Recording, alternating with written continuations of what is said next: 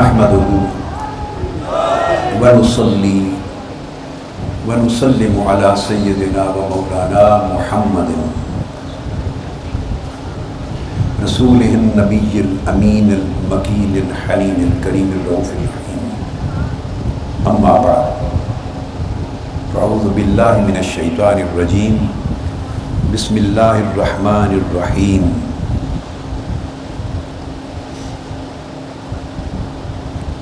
वक़ुल लिइबादी यक़ूलुल्लती हिय अहसन।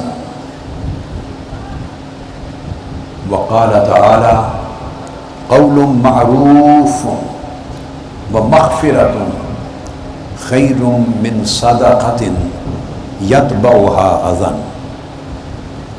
वक़ाल तआला वलौ कुन्त फ़ज़्ज़न ग़लीज़ल क़ल्बि लन्फ़द्दू मिन हौलिक।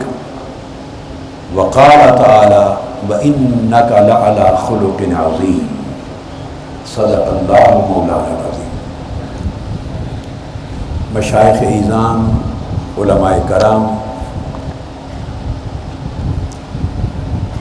मुअल्लिमीन व मुअल्लिमात, तलबा व तालिबात, मोतकिफ़ीन व मोतकिफ़ात और दुनिया भर के सामीन व सामिआत और नाज़रीन व नाज़िरात और मुतअल्लिकीन व मुतअल्लिक़ात, अल्लाह रब्बुल इज़्ज़त का शुक्र है, आज चौथी रात है एतिकाफ़ की। जी,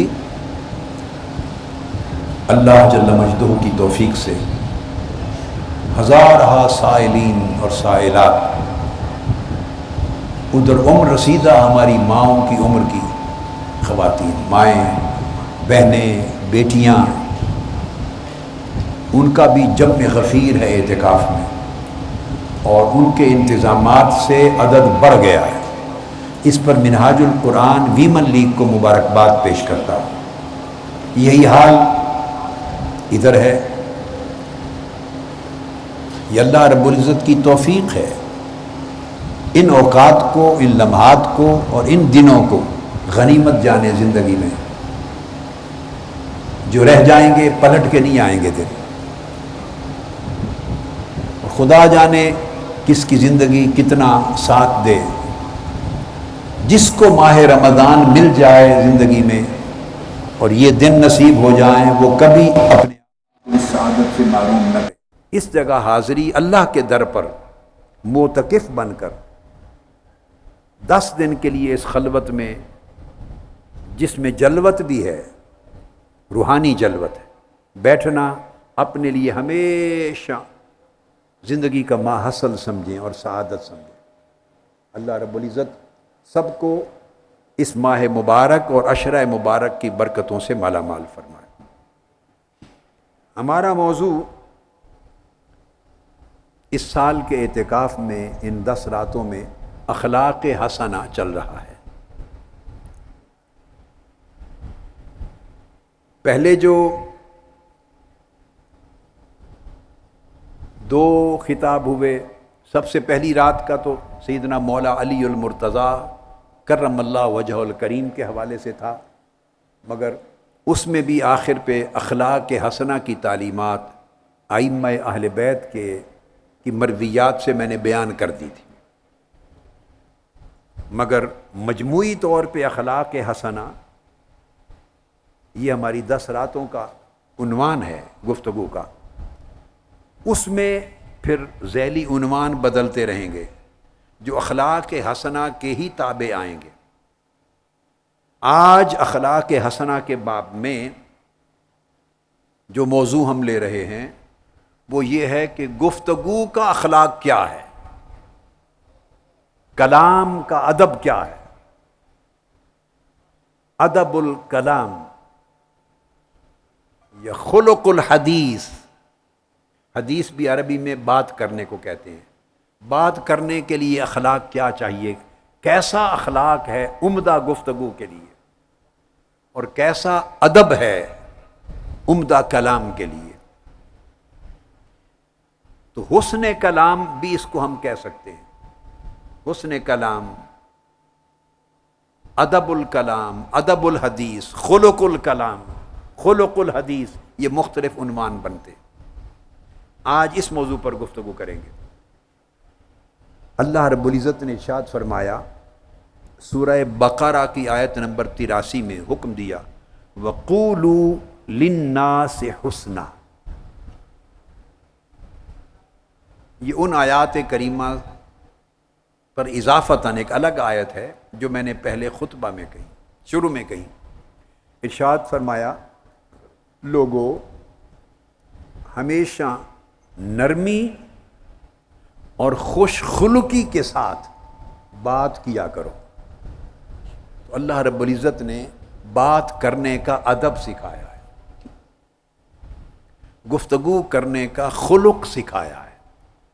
وَقُولُوا لِلنَّاسِ حُسْنًا، اور جب فرمایا للناس، اس سے مراد عام سب لوگ ہیں، امیر اور غریب بھی ہیں، طاقتور کمزور بھی ہیں، علماء بھی ہیں، جاہل اور ان پڑھ بھی ہیں، اہل علم بھی ہیں، اعزا اقارب بھی ہیں، اغیار بھی ہیں، قریب کے لوگ بھی ہیں، بعید کے لوگ بھی ہیں، دوست بھی ہیں اور غیر بھی ہیں۔ للناس، سب لوگوں کے لیے جب بولو تو عمدہ طریقے سے گفتگو کرو۔ تو اللہ رب العزت نے عمدہ گفتگو کرنے کے لیے اس کو اپنے احکام میں شامل کیا۔ جب فرمایا قولو، یہ امر ہے اللہ کا۔ دیکھیں جیسے فرمایا اقیمو الصلاۃ، اقیموا الصلاۃ، نماز قائم کرو، یہ حکم ہے۔ وآتوا الزکاۃ، زکوٰۃ دو، حج کا حکم ہے، روزوں کا حکم ہے، دیگر اوامر ہیں اور نواہی ہیں۔ جس طرح یہ احکام ہیں اللہ کے قرآن مجید میں، انہی احکام میں سے اسی طرح کا حکم ہے قولوا للناس حسنا۔ یہ اللہ کے اوامر میں سے ہے، جو اس پر عمل نہیں کرے گا وہ اللہ کے حکم کا اور امر کا نافرمان بنے گا، گناہ گار ہوگا۔ فرمایا اللہ نے حکم دیا کہ لوگوں سے عمدہ طریقے سے، نرمی سے، بڑی خوش خلقی سے بات کیا کرو، اور جب بات کرو اس بات کے اندر نیکی ہو، حسنہ، اس بات میں بھلائی ہو، اس بات میں خیر ہو، اس بات میں خیر خواہی ہو۔ یعنی بات کرنے کا سلیقہ بھی سمجھایا ہے، اور بات کرنے کا جو کنٹینٹ ہے، جو روح ہے، کس طرح کی بات ہو، وہ بھی سمجھائی ہے۔ قولوا للناس حسنا، دونوں چیزیں جمع کر دی۔ پھر ارشاد فرمایا اللہ رب العزت نے قل لعبادی یقولوا التی ہی احسن، میرے بندوں کو کہہ دیں، میرے بندوں کو کہہ دیں۔ اور اللہ کے بندے کون ہیں؟ اللہ کے بندے، فرمایا میرے بندے وہ ہیں جو جب بھی بات کرتے ہیں بڑے عمدہ طریقے سے، نرمی سے، احسن انداز سے، خوش خلقی سے، خیر خواہی سے بات کرتے ہیں، جو لوگوں کے دل کو اچھی لگتی ہے۔ جیسے فرمایا ادعو الی سبیل ربک بالحکمہ والموعظۃ الحسنہ وجادلہم باللتی ہی احسن۔ جب ایسا کلام اللہ فرماتا ہے نا، وجادلہم باللتی ہی احسن، بندے پر چھوڑ دیتا ہے اللہ پاک، فرماتا ہے بھی میں نے تمہیں سمجھ تو دی ہے نا، تم دنیا میں رہتے ہو، تمہیں یہ نہیں پتا کہ بہترین اور عمدہ طریقہ جو کسی کے دل کو بھائے وہ کیا ہو سکتا ہے؟ تو بہتر سے بہتر طریقہ جو آپ کی سمجھ میں آتا ہے، جب لوگوں سے بات کرو تو وہ انداز اپنایا کرو۔ یہ وہ اسلوب ہے، یقولو التی ہی احسن۔ میرے بندے وہ ہیں کہ جب بھی وہ بات کرتے ہیں تو بڑے احسن طریقے سے بات کرتے ہیں اور بڑی احسن بات کرتے ہیں۔ اس میں اللہ رب العزت نے حسن کلام اور ادب کلام سکھایا۔ پھر ارشاد فرمایا قول معروف و مغفرہ خیر من صدقۃ یتبعها اذى۔ بہت سے لوگ صدقہ خیرات کرتے ہیں، کسی کی مالی مدد کرتے ہیں اور بعد میں احسان جتلاتے ہیں، کوئی ایسی بات کر دیتے ہیں، کوئی ایسا رویہ اختیار کر لیتے ہیں اس شخص سے جس پر احسان کیا تھا، اس سے وہ سارا صدقہ خیرات اور احسان جاتا۔ فرمایا ایسے صدقہ خیرات کرنے سے دو چیزیں بدرجہ بہتر ہیں۔ دو چیزیں، ایک بجائے اس کی مالی مدد کرنے کے جس کے بعد احسان جتلا کے اس کا دل دکھانا ہے، اس سے بہتر ہے کہ ایک بول ہی پیارا محبت کا میٹھا بول لو اسے، مٹھاس بھرا بول، ایسے صدقہ سے بہتر ہے۔ وہ مغفرہ، اور کسی نے تلخی زیادتی کر دی تو اس کو معاف کر دینا، یہ اس احسان کرنے سے بھی زیادہ عمدہ ہے۔ کسی نے تلخی زیادتی کی بات کر دی تو اس کو معاف کر دینا، نظر انداز کر دینا، جو کام ہم عمر بھر نہیں کرتے۔ یہ جہاں چلے جائیں، ادھر جنوبی پنجاب میں چلے جائیں، یہی چیزیں ڈیل کرنی پڑتی ہیں۔ لاہور میں، پنجاب میں، جہاں چلے جائیں آپس میں بیٹھتے ہیں، یہ ڈیل کرنی پڑتی ہیں۔ خواتین کو یہی ڈیل کرنا پڑتا ہے۔ KPK میں بھی کئی جگہوں یہی ڈیل کرنا پڑتا ہے، مجھے علم ہے۔ چھوٹی سی بات ہے، اللہ پاک نے فرمائی قولوا للناس حسنا، جب ایک دوسرے سے بات کرو تو بڑے پیار سے بات کرو۔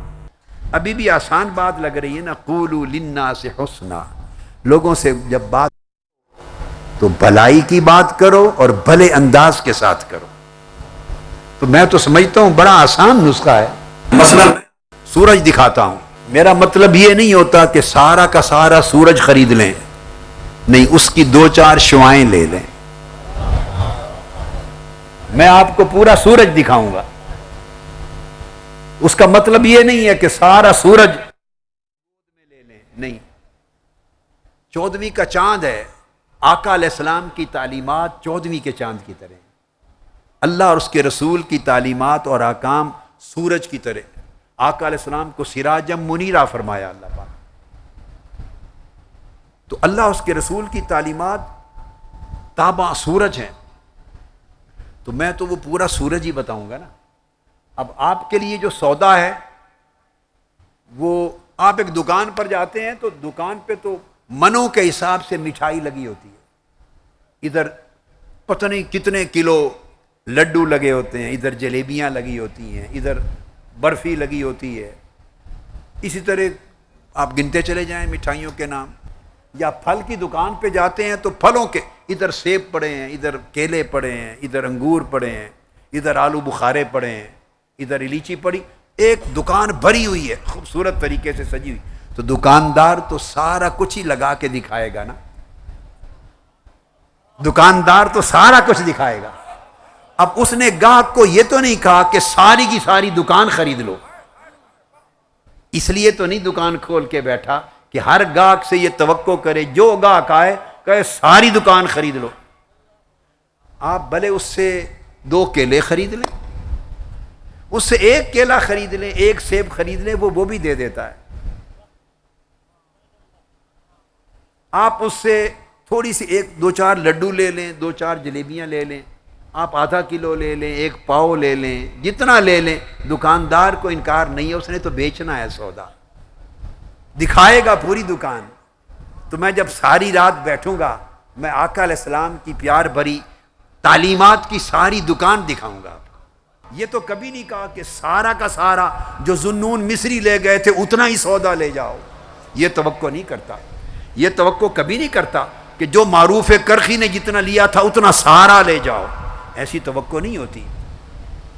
جو باجزید بستامی نے جتنا لیا اتنا لے جاؤ سارا، جو ابو الحسن خرقانی نے لیا اتنا سارا اٹھا کے لے جاؤ، جو حضور داتا گنج بخش علی حجویری نے لیا اتنا لے جاؤ، نہیں، ایسا کبھی کوئی توقع نہیں کرتا۔ اللہ کا نبی بھی یہ توقع نہیں کرتا، دیتا سارا کچھ ہے، مگر الٹیمیٹلی مراد یہ ہوتی ہے بھائی جتنی سخت ہے اتنا لے لو، مگر لیے بغیر نہ جاؤ، 1 جلیبی ہی لے جاؤ، جتنا کچھ ہو سکے اتنا لے جاؤ، خالی نہ پلٹو، تھوڑا سا لے جاؤ گے اللہ اس کو اپنے اثر میں برکت میں بڑا کر دے گا، مگر کچھ نہ کچھ لے کر جاؤ، خالی نہ جاؤ۔ اب جب یہ نقطہ آپ کی سمجھ میں آ گیا تو آپ جان جائیں گے کہ سودا آسان ہے، سودا آسان ہے۔ اس لیے بڑی آسانی کے ساتھ فرمایا وَقُولُوا لِلنَّاسِ حُسْنًا، لوگوں کے ساتھ جب بات کرو اچھی بات کرو اور اچھائی کے ساتھ کرو، اس میں تو خرچہ ہی نہیں ہوتا۔ پھر ارشاد فرمایا اچھی بات کرنا اور کسی کو معاف کر دینا، یہ بہت سے جو ہم صدقات کرتے ہیں نا ان سے بھی بہتر ہے۔ پھر فرمایا کہ میرے بندے وہ ہوتے ہیں جو اچھے طریقے سے اچھی بات کرتے۔ دیکھیے اللہ پاک کتنا فوکس کر رہا ہے۔ پھر آقا علیہ السلام کی تعریف کی اور فرمایا میرے محبوب صلی اللہ علیہ وسلم وَلَوْ كُنْتَ فَظًّا، اگر آپ تند خو ہوتے، سخت بولنے والے ہوتے، سخت اور درست کلمات اور جملے گفتگو کرنے والے ہوتے، غلیظ القلب، اور آپ کا قلب اطہر دل بھی سخت ہوتا، تو پھر کیا ہوتا؟ لن فدو من حولک، یہ جو پروانوں کا ہجوم اور جھرمٹ رہتا ہے محبوب آپ کے ارد گرد یہ چھٹ جاتا، لوگ دیوانہ وار آپ کے ارد جمع نہ ہوتے، اور آپ پر اس طرح کوئی قربان نہ ہوتا۔ یہ جو پروانوں کا جھرمٹ رہتا ہے، ہجوم رہتا ہے، رات و دن آپ کی گلیوں میں کھڑے رہتے ہیں، آپ کی راہوں کو تکتے رہتے ہیں، آپ بات کرتے ہیں تو وہ ان کے سر جھک جاتے ہیں، لگتا ہے ان کے سروں پہ پرندے بیٹھے ہیں، آپ گفتگو کرتے ہیں تو وہ سر تا پا کان بن جاتے ہیں، آپ اشارہ کرتے ہیں تو دوڑے دوڑے آتے ہیں، آپ انہیں بدر میں لے جاتے ہیں گردنیں کٹوا دیتے ہیں۔ یہ جو ان کا جرمٹ ہے ایسے عاشقوں کا، ایسے مخلص کارکنوں کا، ایسے صحابیوں کا، ایسے امتیوں کا، ایسے وفاداروں کا، ایسے جانثاروں کا، یہ کبھی نہ ہوتا اگر آپ کا دل سخت ہوتا یا آپ کی زبان سخت ہوتی۔ اب دیکھیے تین چیزوں کو جوڑیں، وَلَوْ كُنْتَ فَظًّا، اگر آپ کی کلام گفتگو سخت ہوتی، گفتگو کی سختی، غلیظ القلب، اور ادھر دل کی سختی، گفتگو کی درستگی اور دل کی سختی، اور اس کو جوڑا لن فدو من حولک، پھر یہ جو جرمٹ ہے دیوانوں کا، عاشقوں کا، یہ نہ ہوتا۔ ان دو چیزوں کا تعلق ہے ان کے ساتھ۔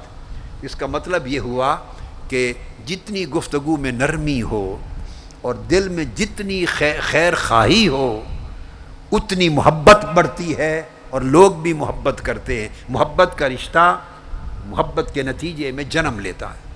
یہ قرآن مجید نے ارشاد فرمایا۔ پھر ارشاد فرمایا سورہ الحج میں وَهُدُوا إِلَى الطَّيِّبِ مِنَ الْقَوْلِ، اللہ نے اپنے بندوں کی بات کی کہ انہیں دنیا میں الطیب من القول، بڑی شائستہ، عمدہ، نفیس، نرم، پیاری، دلوں کو موہ لینے والی بات کی ہدایت کی گئی تھی۔ ان کو یہ ہدایت کی گئی تھی کہ جب بولنا نرمی سے بولنا، عمدگی سے بولنا، جس کے اندر آپ کی گفتگو میں الفاظ میں بھی ایک حلاوت اور مٹھاس ہو۔ اللہ رب العزت نے جب وادی سینا میں درخت میں اپنے نور کو چمکایا، ظاہر کیا، اور موسیٰ علیہ السلام کو بلایا اور منصب رسالت پہ فائز کیا اور فرمایا جاؤ فرعون کی طرف، آپ دونوں فرعون کی طرف جائیں اور جا کے میرا پیغام سنائیں، اس موقع پر اب دشمن خدا کی طرف بھیجا جا رہا ہے، دشمن خدا کی طرف۔ فرمایا قول وقولا لہو قولا لینا اذهبا الی فرعون، دونوں فرعون کی طرف جائیں اور جا کے اس سے بات کریں، میرا پیغام پہنچائیں، اور پیغام پہنچائیں مگر قولا لہو قولا لینا، جب اس سے بات کریں تو بڑی نرمی اور عمدگی سے بات کریں. کہیں میرا جو میسج ہے، میرا جو پیغام ہے، اس پیغام کا جو اصل اس کی افادیت ہے، کہیں آپ کی زبان کی سختی سے وہ ضائع نہ ہو جائے. ہائے ہائے ہائے، جو میں پیغام دے کے بھیج رہا ہوں، کہیں آپ کے لفظ سخت ہوں، اس سے میرے پیغام کی تاثیر ضائع نہ ہو جائے. چونکہ قولا لینا، یہ برتن ہے، یہ برتن ہے، گلاس صاف ستھرا ہے، اس میں پانی ڈالا گیا ہے. صاف ستھرے برتن میں اگر پانی ہوگا تو آپ پی لیں گے، دودھ ہوگا، شربت ہوگا، جو بھی کچھ ڈالیں گے، برتن اچھا ہوگا تو آپ پی لیں گے. اگر برتن آپ کو میلا نظر آئے، دل کو نہ بھائے، تو بھلا جو چاہیں ڈال کے دے دیں، آپ نہیں پیئیں گے. اس طرح جو تھیم ہوتا ہے، میسج ہوتا ہے، وہ اللہ کا پیغام ہوتا ہے، اور برتن بندے کا کلام ہوتا ہے. جو پانی ہے، دودھ ہے، مشروب ہے، جو غذا ہے، جو پلانی ہے، مریض کو پلانی ہے، وہ اللہ کا پیغام ہوتا ہے، وہ اللہ کے رسول کا پیغام ہوتا ہے. اور جس برتن میں ڈال کے پلانا ہے مریض کو تاکہ شفا یاب ہو، وہ برتن بندے کا کلام ہوتا ہے، عالم کا کلام ہوتا ہے، مبلغ کا کلام ہوتا ہے، دائی کا کلام ہوتا ہے. اگر کلام کا برتن اچھا نہ ہوا تو اس کے پیغام کو کون پیے گا؟ تو تاثیر ضائع ہو جاتی. اس لیے فرمایا وَقُولَا لَهُ قَوْلًا لَيِّنًا، جب بات کریں تو بڑے نرم انداز سے بات کریں تاکہ دلوں کو بھا جائے. اب یہ جو انداز بیان ہے، یہ حسن خلق کا بڑا اعلیٰ اور عظیم حصہ ہے. زبان اگر کھردری ہو، زبان اگر سخت ہو، زبان اگر درست ہو، زبان میں کانٹے ہوں، کانٹے، تو آپ سے پھول کون لے گا؟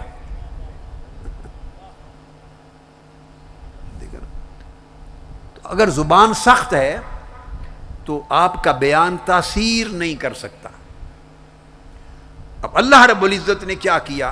اپنا پیغام دینے کے لیے اپنے محبوب کو، اور انسان کمال حسن خلق میں سے خوبیاں یہ دی کہ اس نے بیان بھی خود سکھایا، اور فرمایا الرحمن علم القرآن خلق الانسان علمہ البیان. اب یہاں ایک نکتہ علماء بھی بطور خاص سمجھیں، مگر سب لوگوں کی آسانی سے سمجھ میں آنے والا ہے. میں تو کوئی بات مشکل کرتا ہی نہیں ہوں. یہ اللہ مدد کرتا ہے ہماری، کوئی مشکل ہو بھی تو اللہ اسے مشکل رہنے نہیں دیتا. اب سورہ الرحمن، اس سورت کی ابتدا اس آیت سے ہو رہی ہے کہ اللہ نے انسان کو پیدا کیا اور بیان سکھایا، یعنی سکھایا کہ بولنا کیسے ہے، اظہار ما فی الضمیر کیسے کرنا ہے. یہ قائدین کے لیے اور کارکنان کے لیے یہ پہلا میسج ہے سورہ الرحمن کی آیت سے. والدین کے لیے اور اساتذہ کے لیے پہلا میسج ہے. معلمات کے لیے، لیڈرز کے لیے، تربیت کرنے والوں کے لیے، پڑھانے والوں کے لیے، ائمہ کے لیے، خطباء کے لیے میسج ہے. یہ اللہ پاک نے یہ کام سکھایا ہے. خلق الانسان علمہ البیان. اب جب اللہ پاک نے چاہا کہ میں بیان سکھانے کی بات کروں، کہ میں نے انسان کو پیدا کیا اور میں نے خود اس کو بیان سکھایا کہ بولنا کیسے ہے، بات کیسے کرنی ہے، کمیونیکیشن کیسے ہو، میسج میرا کیسے پہنچانا ہے. جب اللہ پاک نے چاہا کہ یہ بیان کروں تو اس کی بے شمار صفتیں ہیں، اس کی بے شمار صفتیں ہیں. وہ قدیر بھی ہے، وہ حی بھی ہے، وہ قیوم بھی ہے، وہ علیم بھی ہے، وہ رؤوف بھی ہے، بے شمار صفتیں. اس نے ساری صفتوں میں ایک صفت چنی، الرحمن، بڑی رحمت والا. بیان کا ذکر کرنے سے پہلے اپنی صفت رحمان کا ذکر کیا تاکہ پتہ چلے کہ اے بیان کرنے والے، بیان تیرا میرا سکھایا ہوا تب ہوگا جب سارے بیان میں رحمت کی جھلک آئے، سارے بیان میں رحمانیت کا جو فیض ہے وہ آ جائے. اگر تیرے بیان میں رحمت کی جھلک نہیں تو اس کا مطلب ہے تو نے رحمان سے نہیں سیکھا بیان، اپنا بیان رحمان سے نہیں سیکھا۔ اسی وجہ سے اس سورت کا نام الرحمن رکھا، اسی وجہ سے پوری سورت کا نام رحمان رکھ دیا۔ الرحمن علم القرآن۔ اب الرحمن کہہ کر ایک چشمہ ہے رحمان کا، اس میں سے پہلا چشمہ پھوٹا علم القرآن، قرآن کے علم کا۔ تو قرآن کے علم میں بھی رحمان کی رحمانیت چھائی ہوئی ہو تو وہ علم قرآن ہے۔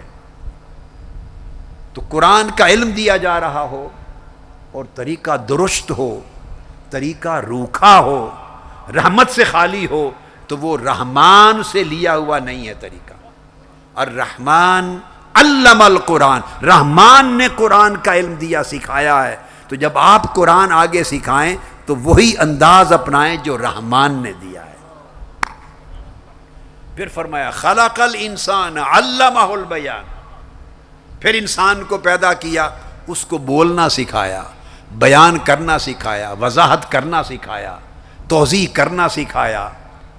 تو جب اس کو بیان سکھایا تو اس کے اندر بھی اللہ رب العزت نے اپنی رحمانیت کے ذریعے رحمت بھر دی۔ تو ادھر فرمایا میرے محبوب اگر آپ کی گفتگو سراپا رحمت نہ ہوتی تو عاشق جھڑ جاتے، بھاگ جاتے۔ ادھر فرمایا میں نے جو بیان سکھایا ہے وہ بھی سراپا رحمت ہے اللہ رب العزت نے۔ اب یہ تو ایک بنیادی چیز ہے جو میں نے آپ کو سمجھا دی۔ اس کے آداب میں کہ نرم طریقے سے، رحمت کے طریقے سے گفتگو کرنی ہے۔ اب یہ جو انداز ہے گفتگو کا، اس کو آقا علیہ الصلوۃ والسلام نے بڑی اہمیت دی اپنی حیات طیبہ میں۔ آقا علیہ الصلوۃ والسلام نے ارشاد فرمایا، یہ گفتگو کے ادب اور گفتگو کے خلق پہ بات ہو رہی ہے کہ گفتگو کا اخلاق کیا ہے، کس طرح کی گفتگو عمدہ مؤثر بن سکتی ہے۔ حضرت عبداللہ بن عمر رضی اللہ تعالیٰ عنہ ارشاد فرماتے ہیں کہ حضور علیہ الصلوۃ والسلام نے فرمایا، آقا علیہ السلام نے فرمایا ان فی الجنہ غرفتن، اور بعض اور حدیث میں آیا غرفن، جنت میں کئی حجرے ایسے ہیں، کئی محلات ایسے ہیں اور کئی گھر اللہ نے ایسے بنائے ہیں، یرا ظاہرها من باطنها وباطنها من ظاہرها، ان کی دیواریں اتنی خوبصورت اور نفیس ہیں، ان کی دیواریں کہ اندر سے باہر نظر آتا ہے اور باہر سے اندر نظر آتا ہے، اتنی نفیس قسم کی دیواریں جنت میں ایسے، اور چمکتی ہیں وہ دیواریں۔ اچھا، یہاں آپ کے ذہن میں فوری شاید خیال آ گیا ہو کہ یہ تو پرائیویسی نہیں ہوگی، یہ سنتے ہی میرے ذہن میں آیا کہ شاید خیال آ گیا ہو کہ یہ تو پرائیویسی نہیں ہوگی۔ تو بعض اوقات آدمی فیملی میں بات کر رہا ہوتا ہے، تو ہاں یہ فرق ہے اس دنیا اور جنت کا۔ پرائیویسی کیوں ہوتی ہے؟ پرائیویسی اس لیے ہوتی ہے کہ کچھ باتیں ایسی ہوتی ہیں جو آپ دوسروں کو دکھانا نہیں چاہتے یا سنانا نہیں چاہتے، اور نہیں چاہتے کہ دوسرا آگاہ ہو۔ اگر وہ آگاہ ہو جائے تو آپ کا خیال ہے یہ راز فاش ہو جائے گا، چونکہ جس سے آپ بات کر رہے ہیں اندر پرائیویسی میں اس پر وہ اعتماد ہے، اور جس پر راز فاش ہو جائے گا اس پر وہ اعتماد نہیں ہے۔ تو یہ جو اعتماد میں فاصلہ ہے، گیپ ہے، اس گیپ کی وجہ سے پرائیویسی درکار ہوتی ہے۔ یا بعض اوقات بات ایسی ہوتی ہے، کچھ معاملات، کام ایسے ہوتے ہیں کہ جو آدمی دوسرے کا دیکھنا گوارا نہیں کرتا، اس میں شرم اور حجاب محسوس کرتا ہے۔ اگر دوسرا اس کو دیکھ لے آپ کے بعض معاملات کو تو آپ فیل کریں گے کہ یہ آپ شرم محسوس کریں گے۔ سو اس طرح کے امور ہوتے ہیں جن کی وجہ سے پرائیویسی ریکوائرڈ ہوتی ہے، پرائیویسی۔ یہ دنیا ہے۔ اب جنت کی زندگی ڈیفرنٹ ہے۔ جنت کی زندگی میں جتنے لوگ جنت میں ہوں گے وہاں اعتماد کا فاصلہ اور فقدان کسی کا کسی سے ہوگا ہی نہیں، اور کوئی ایسا عمل نہیں ہوگا جس کو دوسرا دیکھے تو آپ کو عیب لگے اور آپ کو جھجک لگے اور آپ کو شرم محسوس ہو. یعنی وہاں کی زندگی آپ اس وقت اندازہ نہیں کر سکتے، اس وقت اندازہ نہیں کر سکتے، چونکہ اس وقت جنت کی زندگی کے جو احوال ہیں اور جو ذوق ہیں اور اس کی کیفیات کو محسوس کرنے کی جو صلاحیت ہے، اس دنیا میں رہتے ہوئے ابھی آپ کے پاس وہ نہیں ہے. آنکھ بند ہوگی جب آدمی مرے گا تو وہ ایک نئی صلاحیت کا دروازہ کھل جائے گا، پھر وہ چیزیں سمجھ میں آ جائیں گی. اب یہ جو میں نے ابھی ایک بات کی، شاید اس کے سمجھنے میں بھی مشکل آئے، بعض کہیں کہ یہ بات ابھی سمجھ میں نہیں آئی. اس کے لیے ایک مثال دیتا ہوں تاکہ جلد سمجھ میں آ جائے. آپ جوان ہیں، مرد ہیں، آپ کے اندر شادی کرنے کی یہ خواہش ہوتی ہے. شوہر کو بیوی کے ساتھ وقت گزارنے اور بیوی کو شوہر کے ساتھ وقت گزارنے کی ایک طلب ہوتی ہے، جائز طلب ہے. اب اس کو ذہن میں رکھ لیا ذہن میں. اب یہ جو خواہش ہے آپ سمجھتے ہیں کہ یہ فطری خواہش ہے. اب ایک 5 سال کے بچے کو لے لیں، اس کے اندر یہ طلب ہوگی؟ بولیے کیوں نہیں ہوگی؟ وہ انسان نہیں ہے، انسان تو ہے نا، مگر ابھی عمر کے اس حصے میں ہے کہ اس میں رجولیت نہیں آئی. وہ جو طلب ہے ابھی اس کی صلاحیت اللہ پاک نے اس کے جسم کے نظام میں پیدا نہیں کی، سو وہ اس وقت اس کا اندازہ نہیں کر سکتا. اب سمجھ آ گئی؟ کئی چیزوں کا اندازہ آپ ہی کو ایک وقت میں نہیں تھا، 10 سال گزرے تو ہو گیا. اسی طرح آپ طلبگار ہوتے ہیں، کوئی آدمی طلبگار ہے طاقت کا، حکومت کا، سلطنت کا، عہدے کا، منصب کا. 5-6 سال کے بچے، 7-8 سال کے بچے بچیاں، ان کو حکومت اور سلطنت کی وہ طلب نہیں. ان کا ذوق شوق کھلونے کے ساتھ ہے. ان کو آپ کرسی دے دیں، عہدہ دے دیں، منصب دے دیں، وزارت کی بات کر لیں، وہ ہر چیز چھوڑیں گے. وہ کہیں گے مجھے گڑیا چاہیے، بچی کہے گی مجھے ڈالز چاہیے، مجھے ٹیڈی بیئرز چاہیے، مجھے کھلونے چاہیے، مجھے الیکٹرانک ٹوائز چاہیے. بچے کا جو شوق اور شہوت، اس کو شہوت کہتے ہیں، بچوں میں جو شہوت کھلونوں کی ہے وہ اس عمر میں آپ کی نہیں ہے. حالانکہ آپ اسی شہوت کے دور سے آپ میں سے ہر کوئی گزر چکا ہے. تو عمر کا وہ حصہ تھا جب وہ شہوت تھی، وہ طلب تھی، وہ شوق تھا. اب اس سے جب گزر گئے وہ شوق، وہ طلب ختم ہو گئی. اب آپ کے شوق طلب اور ہے، جو آپ کی ہے وہ بچوں کے پاس نہیں، اور جو بچوں کی اس وقت بھی شوق اور طلب ہے وہ آپ کے پاس نہیں ہے. تو عمر کے ساتھ ذوق بدلتے ہیں، طلب بدلتی ہے، غرض بدلتی ہے، شہوت بدلتی ہے. اللہ پاک وقت کے ساتھ صلاحیتیں بدلتا ہے. اسی طرح جو چیزیں آخرت کی اور جنت کی زندگی کے کیف ہیں کہ اللہ کے حضور بیٹھنا ہوگا، ایک کرسی لگے گی اور وہ اپنی نور کی کبریائی پردوں کے اندر تشریف فرما ہوگا، اور کرسیاں صوفے لگیں گے جنت کے، اور لوگ بیٹھ کر اس کو دیدار کریں گے، اور بیٹھے ہوں گے جنتی. اچانک آواز آئے گی اوپر سے السلام علیکم. وہ دیکھیں گے کس کی آواز ہے، اوپر سر اٹھائیں گے کہ نور چمکے گا، آواز آئے گی تمہارا رب ہوں، میں نے تمہیں سلام کیا ہے، خوش آمدید کہا ہے. اب یہ چیزوں کی اس دنیا میں سمجھ نہیں آ سکتی. وہ رہنا کیسا ہوگا، وہ حوروں کے ساتھ رہ کر بھی شرمندگی نہیں ہوگی. یہاں آپ اپنی بیوی کے ساتھ معاملات کسی دوسرے پر آشکار نہیں کر سکتے. وہاں آپ کی زندگی اس انداز کی ہوگی کہ کسی کو شرم نہیں آئے گا. وہاں شرم اور حجاب نام یہ عیب ہے، اور عیب کی کوئی چیز کا وجود جنت میں نہیں ہوگا. غم جنت میں نہیں ہوگا، دکھ جنت میں نہیں ہوگا، شرم جنت میں نہیں. شرم سے میری مراد جس میں آدمی جھجک محسوس کرے اور آر محسوس کرے، آر جنت میں نہیں ہوگی. اگر آر ہو تو اس کا نام جنت ہی نہیں، پھر وہ دوزخ بنتی ہے. اگر اپ سیٹ ہو بندہ، کسی سچویشن سے اپ سیٹ ہو، تو وہ جنت نہیں ہے۔ جب جنت میں جاتے ہیں تو جنت کا سیٹ اپ ایسا ہے کہ کوئی اپ سیٹ نہیں ہوتا۔ جنت کا سیٹ اپ ایسا ہے کہ اس میں کوئی اپ سیٹ نہیں ہوتا، وہاں کوئی شرمندگی نہیں رہے گی، وہاں طبیعتوں میں بوجھ نہیں رہیں گے، وہاں غم نہیں رہے گا۔ فرمایا نا لا خوف علیہم ولا هم یحزنون۔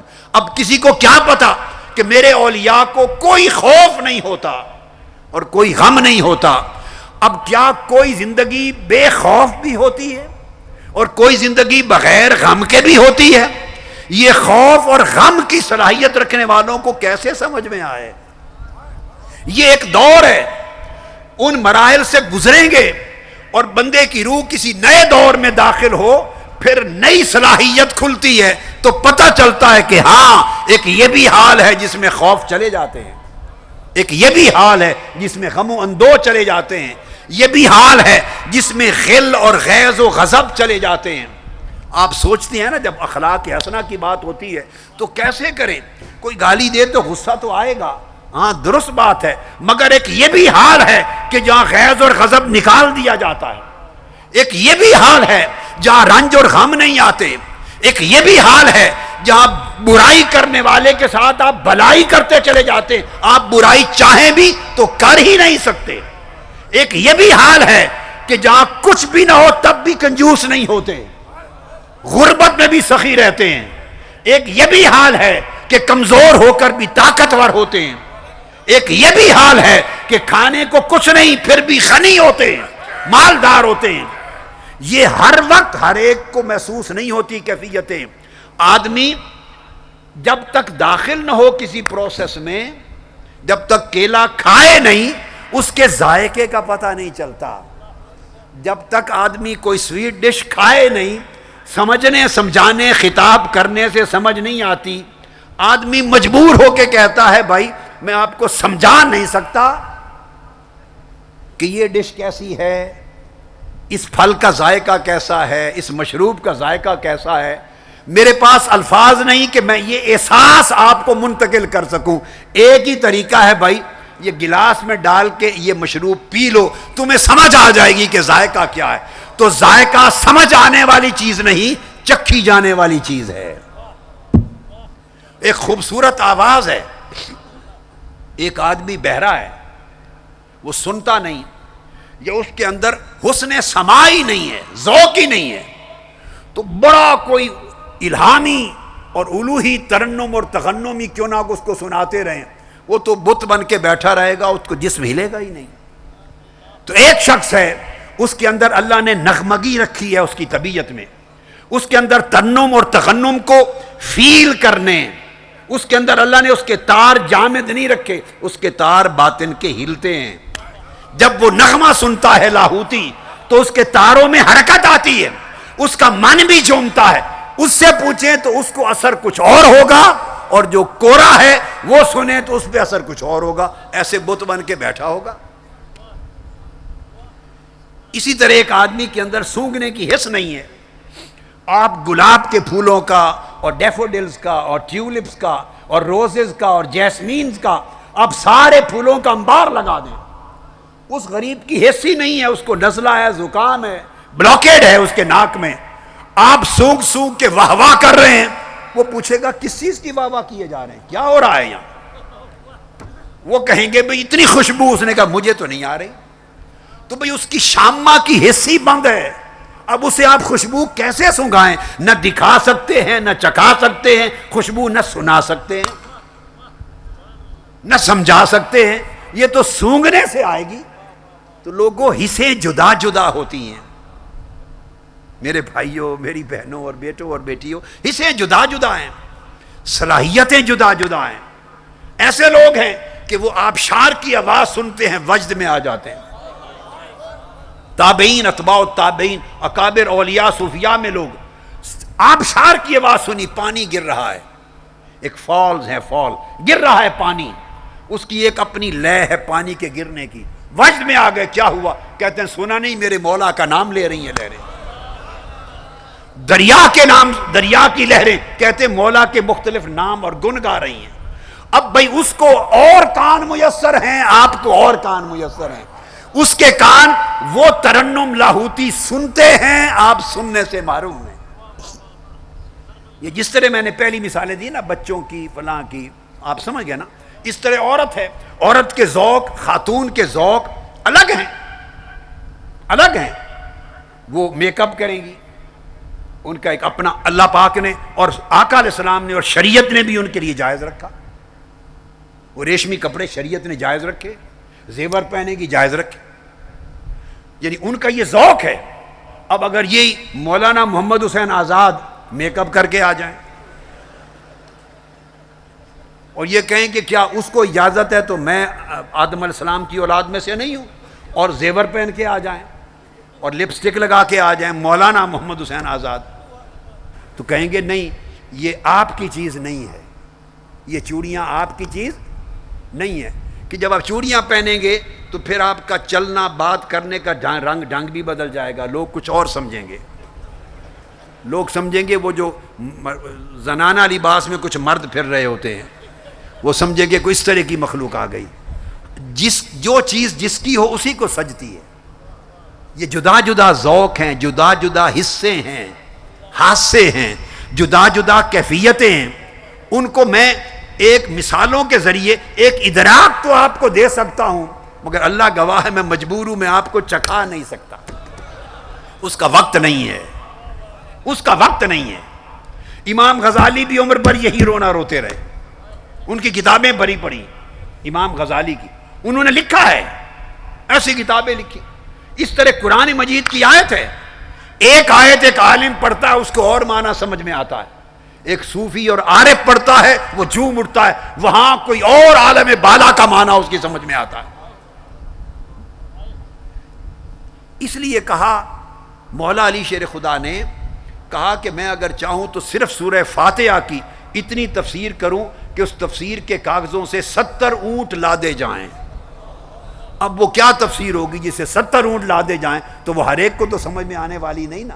تو جس کو اللہ پاک جتنے ذوق کے دروازے جس پر کھولتا ہے اتنے فہم کے دروازے کھولتا ہے، اتنے ادراک اور معرفت کے دروازے کھولتا ہے، اور اتنی چیزوں کی اس کو سمجھ آتی ہے۔ تو کسی کا وقت ایک ہے، کسی کا نہیں، کسی کی صلاحیت ہے، کسی کی نہیں۔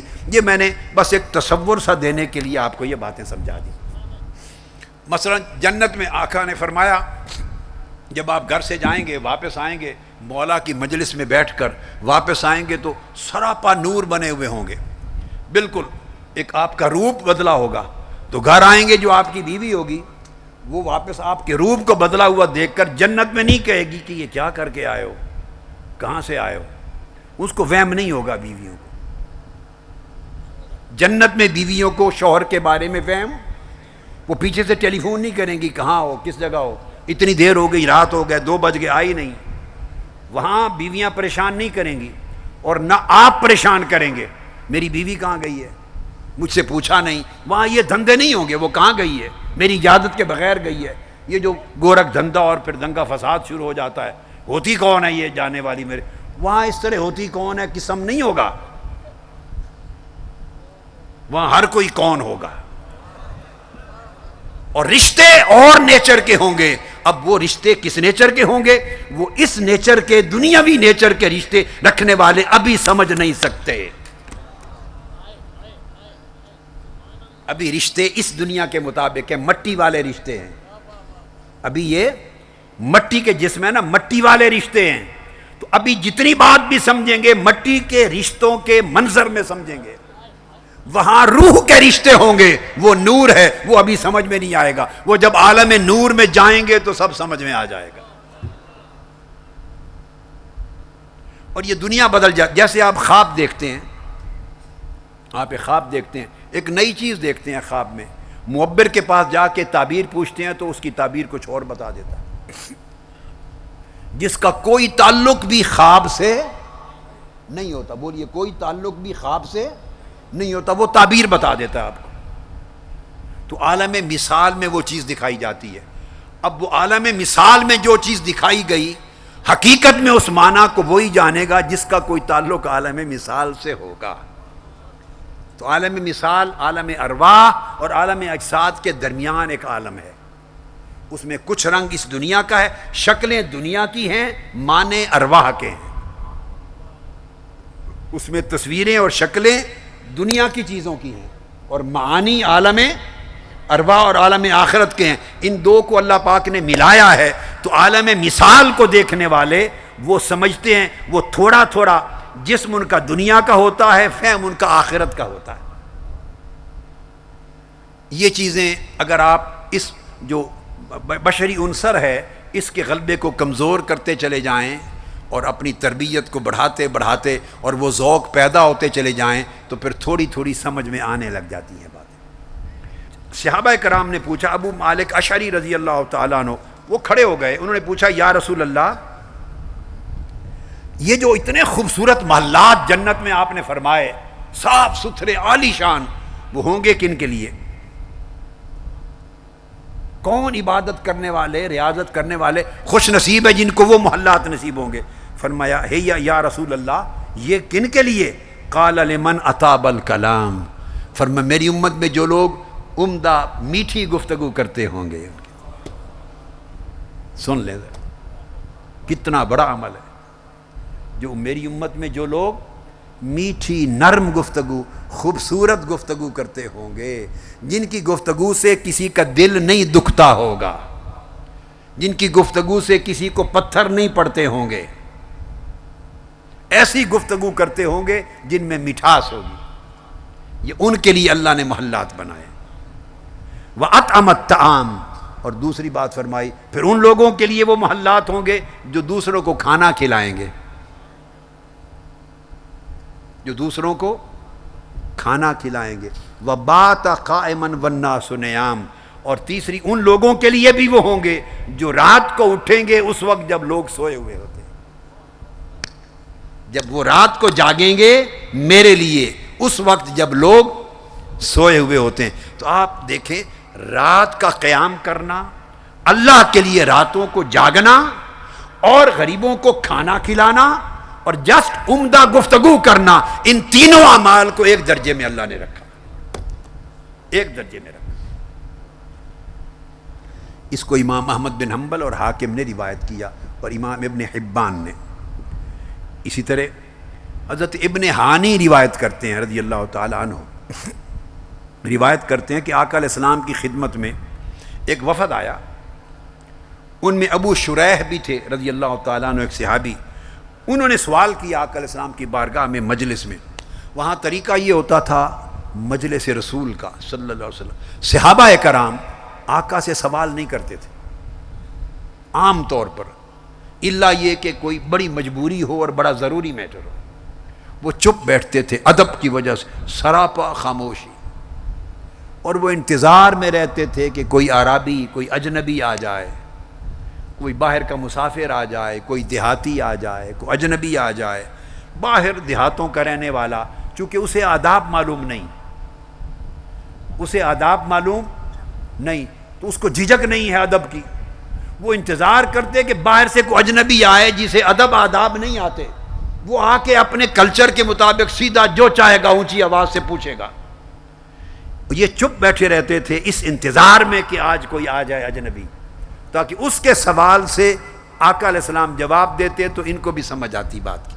تو اس طرح حصول علم کے لیے بھی باعث ادب کے باعث چپ رہتے اور انتظار کرتے کوئی پوچھنے والا آ جائے۔ آج وہ پوچھنے والا آ گیا، ابو شریح، اس نے پوچھا یا رسول اللہ صلی اللہ علیہ وسلم اخبرنی بشیء یوجب لی الجنہ، یا رسول اللہ مجھے کوئی ایک چیز ایسی بتا دیں، ایک کوئی چیز جو مجھ پر جنت واجب کر دے۔ اب یہ سوال کبھی سیدنا ابو بکر صدیق تو نہیں کریں گے، واہ واہ واہ، فاروق اعظم نے تو نہیں کرنا، عثمان غنی نے تو نہیں کرنا، حضرت علی المرتضیٰ نے اس طرح کے سوال تو نہیں کرنے کہ مجھے، کئی آ کے پوچھتے بس مجھے ایک ہی چیز بتائیں، کئی کہتے بس تھوڑا سا عمل بتائیں، میں زیادہ نہیں کر سکتا جس سے جنت واجب ہو جائے، تو جیسے طبیعت ہوتی اپنے انداز سے کر دیتے۔ جو ایک دو بار ہی آئے ہیں زندگی میں آقا سے ملنے کے لیے، اونچی آواز سے بات کرنی، ایسے بھی ہوتے کہ آقا علیہ السلام جا رہے ہیں، کسی چیز کی ضرورت ہے، مانگنا ہے، تو آقا علیہ السلام کی چادر پکڑ لی، مبارک گلے میں ڈالی ہوئی تھی، اور پکڑ کے کھینچا، رک جائیں یا رسول اللہ۔ آپ کی گردن مبارک میں اس کی کھینچنے سے چھوٹا سا جلد مبارک پہ زخم ہو گیا۔ صحابہ دوڑے لپ کے، انہوں نے ہاتھ اٹھا لیے کہ اس بے ادب کو، فرمایا نہیں نہیں، اس کو نہیں پتا، یہ آپس میں اسی طرح ہی باتیں کرتے ہیں اپنے گاؤں میں، اپنے قبیلوں میں ایک دوسرے کو اسی طرح ہی چادر کھینچ لی، گرمی قمیض کھینچ لیا، بازو پکڑ کے کھینچ لیا، کھڑے ہو جاؤ بات سنو، ان کا انداز ہی ایسا ہے، چپ ہو جاؤ۔ پوچھا کیا چاہتے ہو؟ اس نے کہا میں غریب ہوں، میری مدد کریں، مجھے کچھ دیں، جو اللہ نے آپ کو عطا کی اس عطا میں سے کچھ دیں۔ آقا علیہ السلام اسی وقت رکے، آپ نے اس کو عطا فرمایا، اور عطا فرما کے پھر اس سے پوچھا کہ مطمئن ہو بھئی، خوش ہو؟ اس نے سر ہلا دیا، نہیں خوش نہیں ہوں۔ صحابہ کرام پھر جوش میں آ گئے، وہ سراپا محبت اور ادب تھے، جوش میں آ گئے کہ یہ آقا علیہ السلام نے، یعنی ایک تو اس کو کھینچا ہے کپڑے سے تو گردن پہ جلد مبارک پہ تکلیف ہو گئی، پھر آپ نے عطا کیا تو کہتا ہے نہیں، تو آپ نے پھر فرمایا اور دے دو اس کو، اور دے دیا۔ آپ اس کو لے گئے ساتھ، جہاں آپ کا سامان تھا وہاں لے گئے، اس وقت اکیلا تھا، اس کو اور دے دیا، دے کے پھر اکیلے اس سے پوچھا، وہ اکیلا ہی کھڑا تھا، پوچھا اب خوش ہو؟ اس نے کہا اب خوش ہوں، اب خوش ہوں۔ اب آپ دیکھیے آقا علیہ السلام کو کیا فکر ہے، یہ ہے کس طرح رشتوں کو جوڑتے اور بناتے اور ایک دوسرے کی بات کے اچھے اثرات پیدا کرواتے۔ وہ تنہائی میں اب اس نے کہا، لوگوں کے سامنے کہا تھا نہیں خوش نہیں ہوں، اکیلے جا کے دیا تو آقا علیہ السلام نے پوچھا تو کہا اب میں خوش ہوں۔ فرمایا اچھا چلو، وہ میرے صحابہ کے دل میں آپ کے بارے میں ملال ہوگا، میرے ساتھیوں کے دل میں جو بات پہلے کہی تھی، اب ان کو بتا دو کہ میں خوش ہوں، تاکہ ان کے دل میں آپ کے بارے میں جو میل آ گیا وہ ختم ہو جائے۔ اندازہ کریں، عطا بھی خیرات بھی دے رہے ہیں اور دلوں سے میل بھی نکال رہے ہیں۔ ان کے دلوں میں جو میل آ گیا ہوگا آپ کے بارے میں کہ آپ نے کہا نہیں اچھا نہیں کیا آپ نے، جو میں چاہتا تھا اتنا نہیں دیا، تو وہ جو میل آیا وہ جا کے ان کے سامنے جملہ کو دو، مجھے تو فرق نہیں پڑتا، ان کے سامنے اس نے آ کے کہا تو صحابہ کرام خوش ہو گئے۔ یہ ہے طیب الکلام، اور یہ ہے حسن معاملہ، اور یہ ہے حسن اخلاق۔ تو آقا علیہ السلام نے فرمایا اس کو کہ اس نے پوچھا ابو شریح نے رضی اللہ تعالیٰ عنہ کہ مجھے کوئی چیز بتائیں جو مجھ پر جنت واجب کر دے۔ آپ نے فرمایا آپ سن لیں، جب ایسا سوال ہو تو ذہن تو اس طرف جاتا ہے نا، فرمایا کہ اتنی نمازیں پڑھے، اتنے روزے رکھو، اتنی تسبیح کرو، اللہ اللہ کرو، یہ کام کرو، حج کرو، یہ ذہن جاتا ہے۔ نہیں، جب کبھی آقا علیہ السلام سے پوچھا گیا، کل یاد ہے میں نے آپ سے کہا تھا، کل کہا تھا یا پرسوں، کہ میں نے کم و بیش زندگی میں 15 سال یا 20 سال میں 5 لاکھ یا اس سے زیادہ احادیث کو کنگالا ہوگا، 5 لاکھ یا زائد احادیث میں گزرا ہوں۔ یہ اپنی کتاب جامع السنہ جو کم و بیش 40,000 احادیث کا مجموعہ ہے، اس کو مرتب کرنے کے لیے 40,000 احادیث کا ذخیرہ مرتب کرنے کے لیے جتنی کتب حدیث کی آئی ہیں ان کی خاطر اتنا ذخیرہ دیکھا۔ میں نے زندگی میں ایک حدیث نہیں پڑھی جس میں کسی نے یہ سوال ایسا کیا ہو اور جواب میں آقا علیہ السلام نے عبادات میں سے کسی عبادت کا ذکر کیا ہو، ایک حدیث نہیں پڑھی۔ آقا علیہ السلام نے اخلاق حسنہ کو اور حسن معاملہ کو جملہ عبادات فرائض کے بعد، ایمان اور عقیدہ اور فرائض کے بعد جملہ عبادات پر مقدم رکھا۔ اس نے پوچھا مجھے کوئی چیز بتائیں جو جنت واجب کر دے۔ آقا علیہ السلام نے فرمایا طیب الکلام، میٹھی گفتگو کرنا، وبذل السلام، اور امن اور سلامتی کو، پیار اور محبت کو پھیلانا، واطعام الطعام، اور لوگوں کو کھانا کھلانا۔ اب دیکھیے کیا تعلیم ہے، طیب الکلام، اور پھر آقا علیہ السلام کی فصاحت بھی دیکھی، فصاحت اور بلاغت بھی دیکھی، طیب الکلام وبذل السلام واطعام الطعام، اس میں لفظوں کے اندر فصاحت اور بلاغت بھی، فصاحت بھی دیکھیں، اور پھر اس کی معنویت بھی دیکھیں. فرمایا عمدہ، نفیس، میٹھی، دل موہ لینے والی پیاری بات کرنا، اپنی سلامتی اور محبت کو پھیلانا، اور بھوکوں کو کھانا کھلانا. یہ 3 کام کر لو، جنت واجب ہو گئی. آپ نے اسے یہ بھی نہیں پوچھا کہ یہ کرتے ہو، یہ کرتے ہو، یہ کرتے ہو، کچھ نہیں پوچھا. فرمایا جاؤ. وہ کہیں سے آیا تھا، ایک سوال کیا، فرمایا جنت واجب ہو گئی، یہ کام کرو. چلے گئے. حضرت جابر بن عبداللہ انصاری رضی اللہ تعالیٰ عنہ روایت کرتے. یہ حدیث جو پہلی میں نے بیان کر دی آپ کو، یہ ابن حبان نے اور امام ابن ابی شیبہ نے اور طبرانی نے اس کو روایت کیا. جابر بن عبداللہ انصاری روایت کرتے ہیں آقا علیہ الصلوۃ والسلام سے، آپ نے فرمایا الحج المبرور لیس لہ جزاء الا الجنہ. فرمایا مقبول حج، کیا؟ وہ حج جو مقبول ہو جائے. یہ بڑا امپورٹنٹ نکتہ ہے، اس لفظ پہ توجہ کریں. آقا علیہ السلام نے فرمایا وہ حج جو بندہ حج کرے اور حج مقبول ہو. فرمایا جو حج مبرور ہے، جو اللہ کی بارگاہ میں قبول ہو جائے، اس کی کوئی اور جزا ہی نہیں سوائے جنت کے. حج مبرور کی کوئی اور جزا نہیں. لفظ بولا الحج المبرور. مبرور بر سے ہے. بر کا معنی ہے نیکی، اور مبرور کا مطلب ہے وہ حج جو نیکی قرار پا گیا، یعنی اللہ کے ہاں مقبول ہو گیا. آپ سمجھ گئے؟ جس حج کو اللہ کے ہاں نیکی قرار دے دیا گیا، یعنی وہ حج مقبول ہو گیا. تو فرمایا حج مبرور کا کوئی اور صلہ نہیں سوائے اس کے کہ بندے کو جنت ملے، جنت کو واجب کرتا. تو صحابہ کرام اٹھ کھڑے ہوئے، عرض کیا یا رسول اللہ، یہ تو سمجھ آ گئی کہ جو حج نیکی بن جائے یعنی مقبول ہو جائے، اس کا صلہ تو جنت ہے صرف. وما برہ، مگر وہ نیکی کیا ہے؟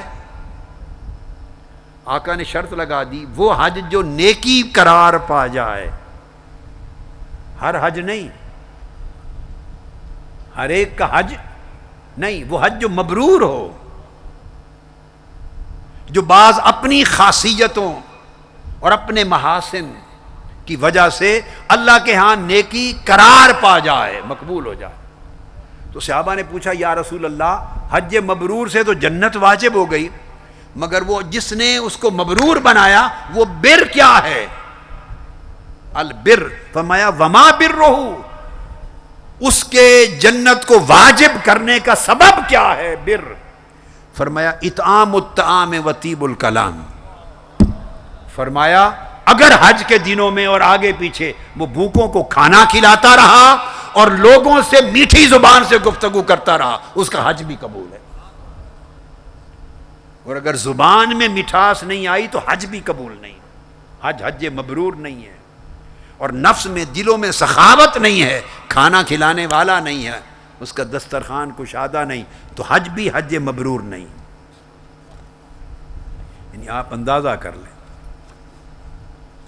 پھر حضرت وہب بن منبہ وہ روایت کرتے ہیں، وہ بیان کرتے ہیں، قال ثلاث من کن فیہ اصاب البر. اسی بر کی بات تھی نا کہ حج مبرور جنت کو واجب کرتا ہے. اور فرمایا بر کیا ہے؟ بر فرمایا طیب الکلام و اطعام الطعام، میٹھی گفتگو، عمدہ خوش خلقی کی گفتگو اور سخاوت، کھانا کھلانے کا عمل. اب حضرت وہب بن منبہ، یہ حضرت ابو ہریرہ رضی اللہ تعالیٰ عنہ کے شاگرد بھی ہیں، جلیل القدر تابعین میں سے. تو وہ روایت کا بیان کرتے ہیں ثلاث من کن فیہ اصاب البر. ان سے پوچھا گیا یہ جو بر ہے جس کی بات ہو رہی ہے، جو بر حج کو بھی مقبول کرتی ہے اور جو بر جنت کو واجب کرتی ہے، یہ بر کیا ہے؟ آپ نے فرمایا جس شخص میں 3 خوبیاں جمع ہو جائیں، 3 خصلتیں جمع ہو جائیں تو اس نے بر کو پا لیا. اس نے بر کو پا لیا.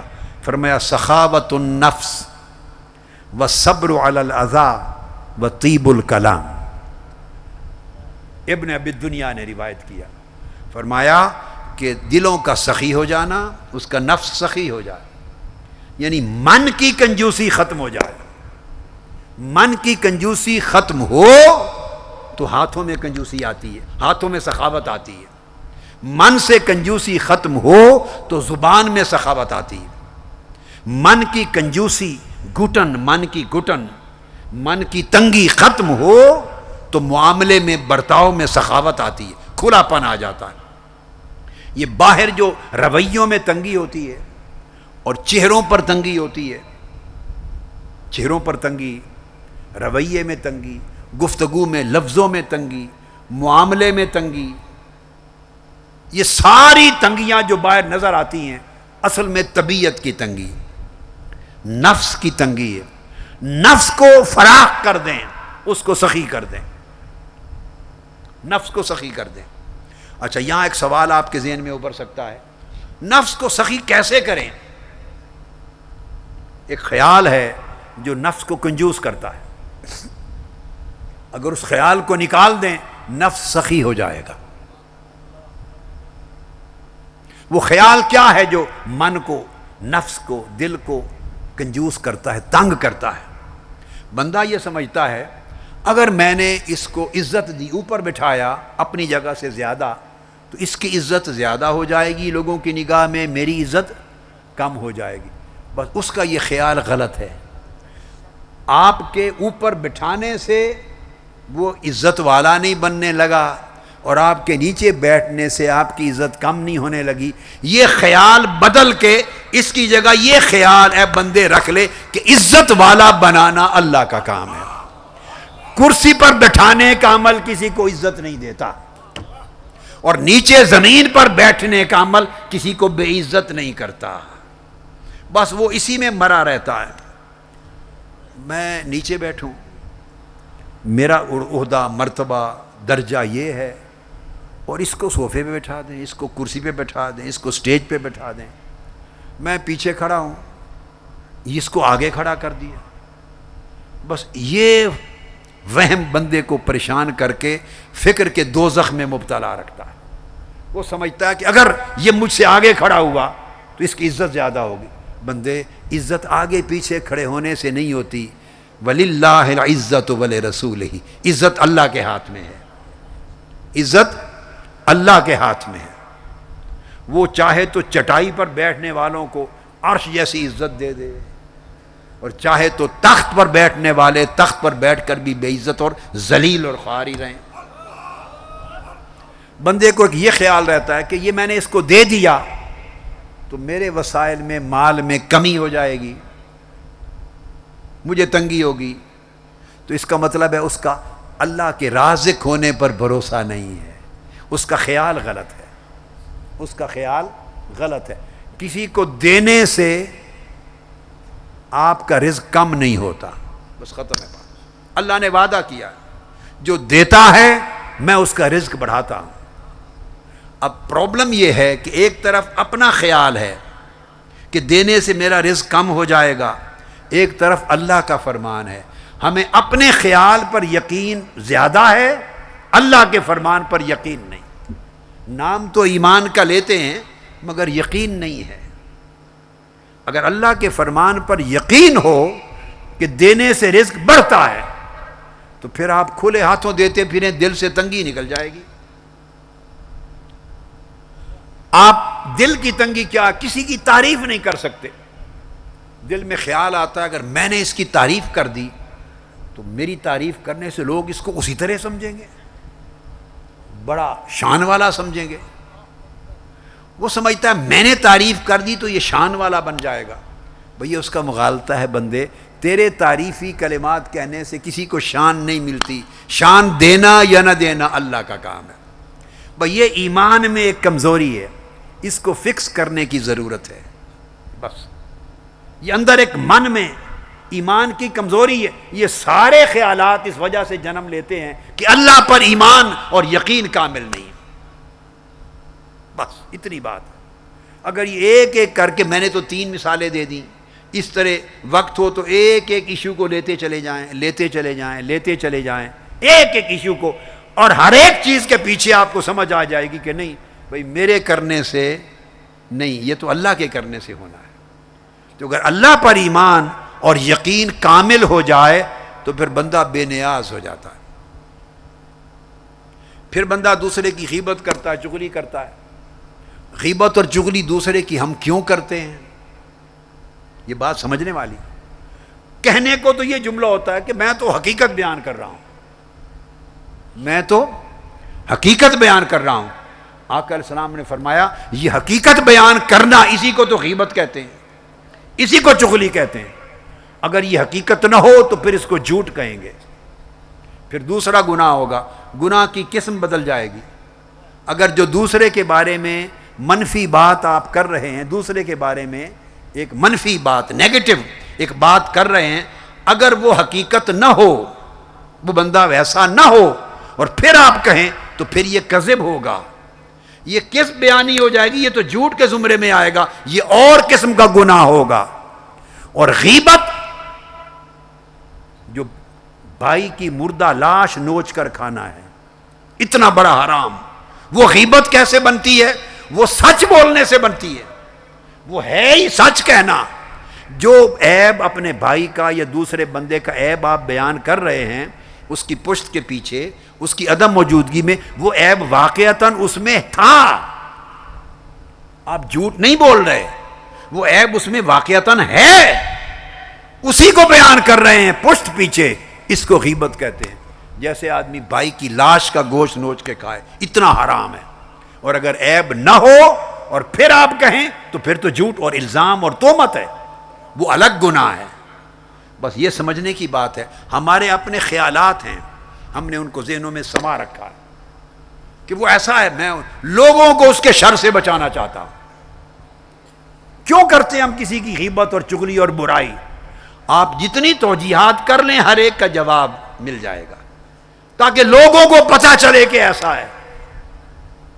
آپ کو کس نے مقرر کیا اس کام پر کہ لوگوں کو پتہ چلے اس کا عیب؟ آقا علیہ السلام نے فرمایا جس کو کسی کا عیب معلوم ہو جائے اور وہ اس کے عیب پر پردہ ڈال دے، قیامت کے دن میں اس کے عیبوں پر پردہ ڈالوں گا۔ اللہ کا فرمان یہ ہے، ہمارا خیال اس کے برعکس ہے۔ آپ کہتے ہیں اس کے عیب کا پتہ چلے لوگوں کے، ایسا ہے۔ اللہ کہتا ہے جس کو عیب معلوم ہو جائے، کسی کا عیب دیکھ لے، پھر اس پر ستر کر دے، اس پر پردہ ڈال لے، فرمایا قیامت کے دن اس پر میں پردہ ڈالوں گا۔ اور جس کے عیبوں پر قیامت کے دن اللہ پردہ ڈال لے، اور کیا مانگتے ہیں آپ؟ اور کیا چاہتے ہیں؟ اور اللہ کا وعدہ ہے میں اس شخص کے عیبوں پر قیامت کے دن پردہ ڈالوں گا جو دنیا میں لوگوں کے عیبوں پر پردہ ڈالتا تھا۔ اب دیکھیے ایک فکس کیے نا سارے، یہ سوچوں کا فرق ہے، پرابلم ہے، یہ پرابلم ہے۔ اچھا دوسرے کو عزت ہے، ایک سبب حسد ہے، وہ بغض اور اناد کو جنم دیتا ہے۔ کسی کو اللہ نے عزت زیادہ دی، آپ ایک ہی پیشے سے، ایک ہی شعبے سے، ایک ہی جیسے کام سے تعلق رکھتے ہیں، ایک جیسا آپ کا دیکھ نظر آتے ہیں، کسی کو اللہ نے عزت دے دی، قبولیت دے دی، بڑے اونچے مقام پر پہنچا دیا، آپ اس مقام پر نہیں پہنچے، آپ کے اندر ایک تکلیف سی ہوتی ہے، جلن ہوتی ہے، پریشانی ہوتی ہے، اضطراب ہوتا ہے۔ وہ جو اضطراب ہے وہ گھٹن پیدا کرتا ہے، وہ حسد پیدا کرتا ہے، وہ ایک آگ سی لگاتا ہے، اور اس سے آپ پھر خدا جانے کیا کیا منہ سے اس کے خلاف بولتے ہیں۔ اب یہ انسان کبھی نہیں سمجھتا، اللہ کے بندے اگر اس کو عزت دی، قبولیت دی، لوگوں میں محبت دی، اللہ نے کوئی رتبہ درجہ دیا تو اللہ نے دیا، آپ نے تو نہیں دیا۔ اب آپ اس کو 1000 گالیاں نکال لے تو اللہ کا دیا ہوا رتبہ آپ کی گالیوں سے کم نہیں ہو سکتا۔ سادہ سی بات، اللہ بڑا ہے، بندہ سمجھے کہ اللہ بڑا ہے یا میں بڑا ہوں۔ اللہ عزت دینا چاہتا ہے کسی کو، اور آپ اس کے خلاف فتوے لگا لگا کے، تقریریں کر کر کے، باتیں کر کر کے، تہمتیں لگا لگا کر اس کے خلاف زبانیں کھول کھول کے اس کی عزت کو، مقصد کیا ہے؟ عزت کو کم کرنا ہی مقصد ہے نا، تاکہ لوگوں کی محبت کم ہو جائے۔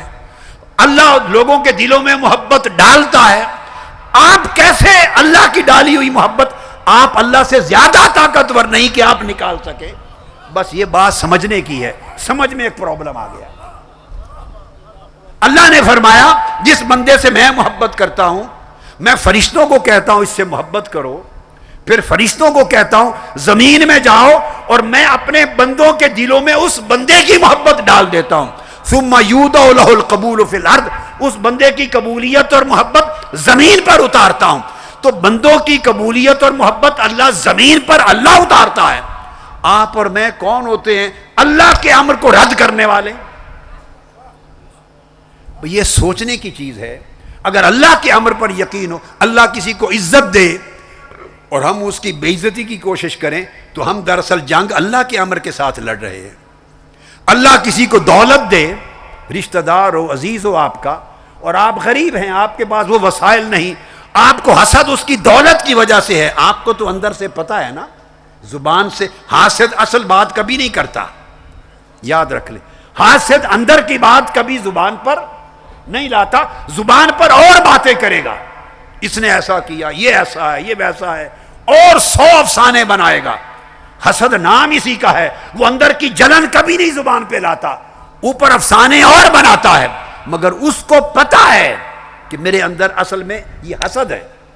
تو اب اس کو یہ سوچنا چاہیے کہ اللہ کا امر یہ ہے اسے دولت ملے، امر یہ ہے اسے عزت ملے، امر یہ ہے اسے شہرت ملے، امر یہ ہے اسے طاقت ملے، امر یہ ہے کہ اس کا علم بڑھے، اس کا عمل بڑھے، جو بھی اللہ کا امر ہے اس کا مقدر ہے۔ آپ اگر حسد کی وجہ سے اس کے خلاف جنگ لڑیں گے تو یہ اس بندے کے خلاف جنگ نہیں، یہ اللہ کے امر کے خلاف جنگ ہے۔ اگر تو آپ اللہ سے بڑے ہیں تو اپنی کوشش میں کامیاب ہو جائیں گے، اگر تو آپ اللہ جتنے طاقتور ہیں، اللہ کے برابر طاقتور ہیں، تو پھر آپ بالکل بیلنس پہ لے آئیں گے۔ اللہ چاہ رہا ہے اس کو عزت ملے، آپ چاہ رہے ہیں یہ بے عزت ہو، تو کہیں نہ کہیں تو سیٹ ہوگا نا جا کے معاملہ۔ تو آپ تو اللہ جتنی طاقت نہیں رکھتے، اور اگر آپ اللہ سے زیادہ طاقتور ہیں، معاذ اللہ، استغفر اللہ العظیم، تو پھر آپ اس کو اپنی منشا کے مطابق نیچے گرا دیں گے۔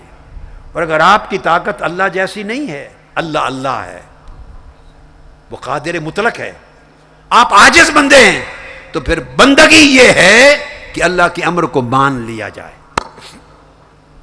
اللہ کے امر کو مان لیا جائے۔ تو یہ مسائل تنظیموں میں بھی ہوتے ہیں، یہ مسائل رشتہ داریوں میں بھی ہوتے ہیں، یہ مسائل دوست احباب میں بھی ہوتے ہیں، یہ علماء کے بھی آپس میں ہوتے ہیں، یہ تاجروں کے آپس میں ہوتے ہیں، یہ سیاسی لیڈروں کے آپس میں ہوتے ہیں، مردوں کے ہوتے ہیں، خواتین کے ہوتے ہیں۔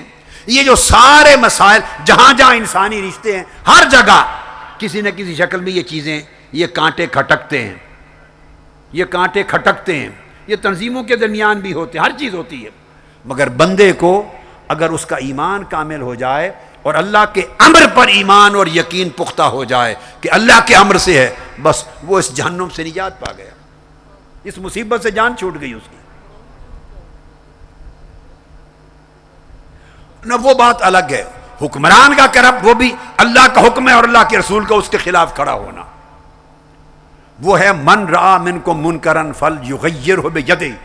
چونکہ دیکھو ایک ڈاکو، یہ تو نظر آتا ہے نا کہ مثلا ایک ڈاکو اگر کسی کا مال لوٹ کر امیر بنتا ہے تو یہ اللہ کا امر نہیں ہے، اس نے اللہ کے امر کی خلاف ورزی کی ہے، فعل حرام کا ارتکاب کیا ہے۔ ایک چور چوری کر کے مالدار بنتا ہے تو چوری اللہ کا امر نہیں ہے، یعنی عمل بھی تو دیکھنا چاہیے نا، عمل۔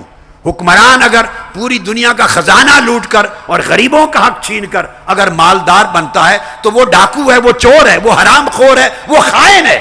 تو خائن کو بے نقاب کرنا، ننگا کرنا 6 پارے کی پہلی آیت ہے، اللہ کا حکم ہے، لا یحب اللہ الجہر، لا یحب اللہ الجہر بالسوء الا من ظلم۔ کسی کی برائی کو ننگا کرنا، کسی کی برائی کو بے نقاب کرنا، علی الاعلانیہ ننگا کرنا، فرمایا اللہ پسند نہیں کرتا سوائے ظالم کی برائی کو۔ ظالم کی برائی کو اللہ نے کہا میں پسند کرتا ہوں کہ ننگا کرو۔ 6 پارے کی پہلی آیت کا حکم ہے کہ ظالم کو بے نقاب کرو تاکہ مخلوق اس کے ظلم سے بچے۔ اس کا چہرہ ڈاکو کا، ظالم کا، قاتل کا، خائن کا چہرہ بے نقاب ہو، چونکہ اس نے خیانت کی ہے، اللہ کے حکم کی غداری کی ہے، اس کے لیے اللہ کا امر ہے کہ اس کو بے نقاب کریں، اور آپ برائی کو دیکھیں تو کھڑے ہو جائیں۔ یہ اللہ کا امر ہے۔ اس تحریک اور کارکنان کو مبارک ہو کہ اخلاق یہ بھی سیکھتے ہیں اور اخلاق وہ بھی سیکھتے ہیں۔ آپ کی ذات سے کسی کی زیادتی ہو تو معاف کرنا بھی سیکھتے ہیں، اور اللہ کے دین اور انسانیت پر ظلم ہو تو طاقتوروں کا گریبان پکڑنا بھی سیکھتے ہیں۔ یہ دو کردار ہیں اور دونوں آقا علیہ السلام کو عطا کیے، والکاظمین عطا کیے۔ محمد الرسول اللہ والذین معہ اشداء علی الکفار رحماء بینہم، جو اللہ کا نافرمان اور دشمن ہو اس پر سخت ہوتے ہیں اور آپس میں نرم اور معاف کر دینے والے ہوتے ہیں۔ یہ دو رخ ہیں اخلاق کے، دونوں اخلاق ہیں اور ایمان کا حصہ ہیں۔ تو یہ بتا یہ رہا تھا کہ نفس کی سخاوت، اور اگر کوئی ذاتی طور پہ اذیت دے تو اس پہ صبر، اور طیب الکلام، اور گفتگو کو نرم اور میٹھی گفتگو کرنا، فرمایا جس میں یہ تین چیزیں جمع ہو جائیں اس نے نیکی کو پا لیا۔ یہ نیکی کا معنی ہے۔ تو آج ادب کلام اور خلق کلام، کلام کا خلق سمجھانے کے لیے ایک نقطہ صرف طیب الکلام میں نے شروع کیا تو اس کو مکمل کر لیا۔ تو اس کے باقی اور آداب اور اخلاق ہیں گفتگو کے، وہ انشاءاللہ دیکھتے ہیں کہ کل یہ موضوع بنتا ہے یا اگلا کوئی موضوع شروع کرتے ہیں۔ تو باقی اللہ پاک ہمیں طیب الکلام بھی عطا فرمائے، بذل السلام بھی عطا فرمائے، اور اطعام الطعام بھی عطا فرمائے، اور ہماری زندگیوں کو حسن اخلاق کے زیور سے آراستہ کر دے۔ والسلام علیکم ورحمۃ اللہ وبرکاتہ۔